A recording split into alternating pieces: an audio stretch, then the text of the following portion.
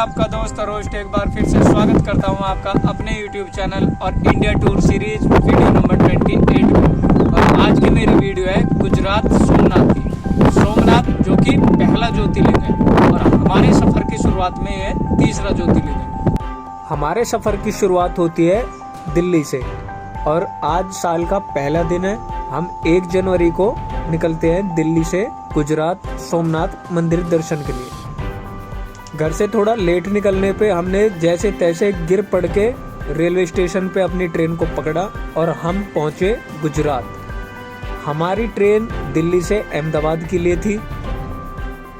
दिल्ली से राजकोट के लिए भी ट्रेन मिलती है। अहमदाबाद रेलवे स्टेशन पे और सामने है प्रीत और यू है अंकुर बैसोया। नाम तो है बैसोया लेकिन सो है मखमल के गद्दा पे। आएंगे मास्टर जी। अहमदाबाद रेलवे स्टेशन पे उतरते ही हमें इतिहास की कुछ इमारतें दिखाई पड़ती है। इनमें बहुत अच्छी नक्काशी और इसके डिजाइन को देख के मुझे इनको रिकॉर्ड करना पड़ा। पुराने समय में इस तरह के टावर विक्ट्री टावर के रूप में बनाए जाते थे। साथ ही ऐसे टावरों का उपयोग नगर की सीमा प्रारंभ और अंत की।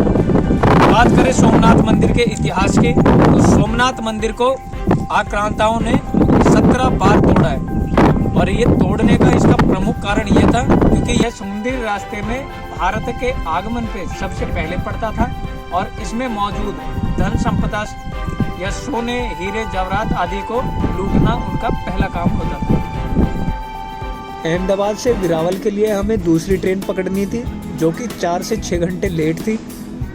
आगे हम जब चलते हैं तो हम उतर जाते हैं वेरावल रेलवे स्टेशन पे और वेरावल रेलवे स्टेशन उतरने के बाद में हम ऑटो की मदद से सोमनाथ मंदिर पहुंचते हैं। लेकिन उससे पहले हमें दिखाई पड़ती है इस तरह की बड़ी बड़ी नाव जो हमने पहली बार देखी है। यहाँ पे हमारी कहानी में एक छोटा सा ट्विस्ट है और वो ट्विस्ट ये है कि यहाँ से आगे जब हम मंदिर की तरफ जाते हैं तो हमें सड़ी हुई मछलियों की दुर्गंध बहुत ज़्यादा महसूस होती है। ये दुर्गंध इतनी तेज थी कि मैं आपको बता नहीं सकता। हमने मुंह पे कई कपड़े बांधे हैं तब भी हमारा उल्टी करने का मन था। मंदिर के पास आके ये दुर्गंध कम हो जाती है और हम चलते हैं आगे मंदिर की तरफ। आगे बढ़ने से पहले मैंने 1 सेकंड इस मूर्ति को रिकॉर्ड किया।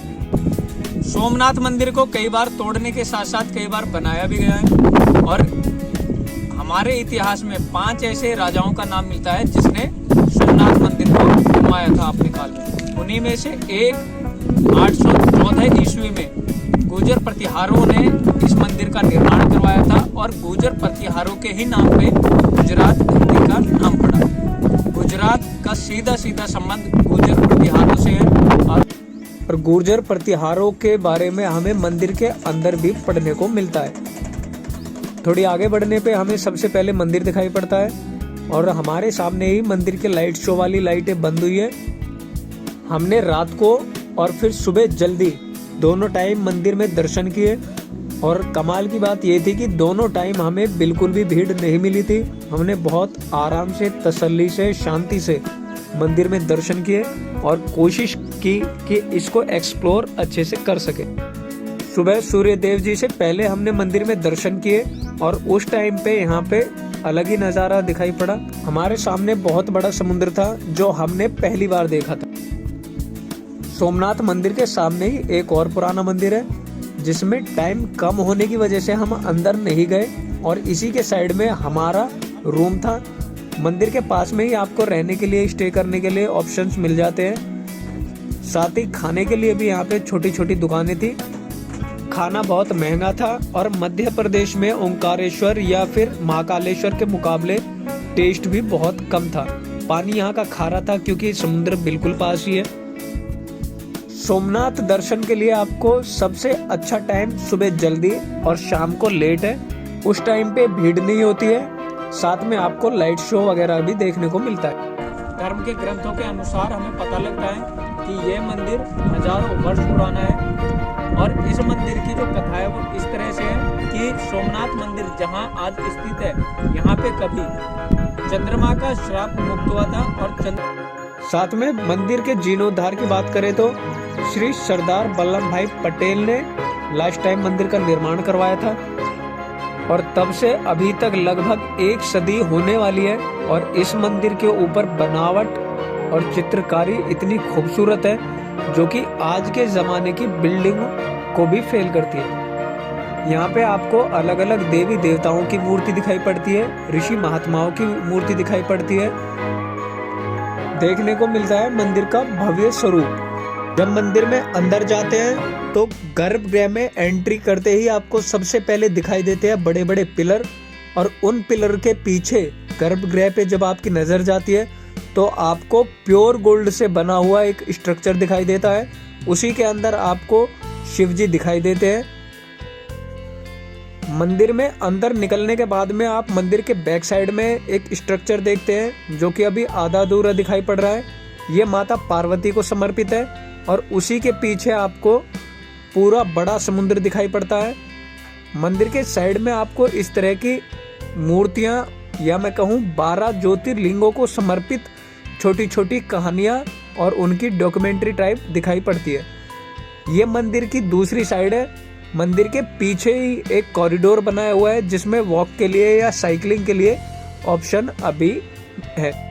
मंदिर के बैक साइड में सैलानी समुद्र के किनारे अपना मनोरंजन कर सकते हैं। साथ ही साथ इस कॉरिडोर के बराबर में ही उनको छोटी मार्केट दिखाई पड़ती है, मिलती है, और इस मार्केट में ज़रूरत का सारा पूजा सामग्री सामान मिल जाता है। सोमनाथ ज्योतिर्लिंग के सफ़र में सिर्फ एक चीज़ ऐसी थी जिसने हमें वेरावल से लेके सोमनाथ तक परेशान किया, और वो थी मछली की दुर्गंध। क्योंकि ये समुद्र के किनारे है इसलिए स्वाभाविक यहाँ पे मछली की दुर्गंध आपको परेशान करती है। श्री नरेंद्र मोदी के कहने पर आर्कियोलॉजिकल सर्वे ऑफ इंडिया ने सोमनाथ मंदिर का सर्वे किया और इस सर्वे में पाया गया कि मंदिर के नीचे 3 मंजिला इमारत आज के समय में मौजूद है। और जब आप मंदिर में घूमते हो तो जिस स्थान पे सरदार वल्लभ भाई पटेल की मूर्ति लगी हुई है उस जगह पे अंदर गुफाएं भी पाई गई हैं। सोमनाथ ज्योतिर्लिंग दर्शन के लिए अगर आपका प्लान बन रहा है तो आप सावन के महीने को अवॉइड कीजिए और बाकी किसी भी सीजन में आप आ सकते हैं, किसी भी महीने में आप आ सकते हैं। यहाँ पे पास ही में एक म्यूजियम भी है जहाँ पे सोमनाथ मंदिर से जुड़ी हुई पुरानी कुछ चीजें रखी हुई हैं, या मैं कहूँ जब जब मंदिर को ध्वस्त किया हुआ है तो वहाँ का कुछ न कुछ सामान स्ट्रक्चर यहाँ पे रखा हुआ है। सोमनाथ मंदिर बहुत ही अच्छा दर्शनीय स्थल है, साथ ही हमारी आस्था का प्रमुख बिंदु है।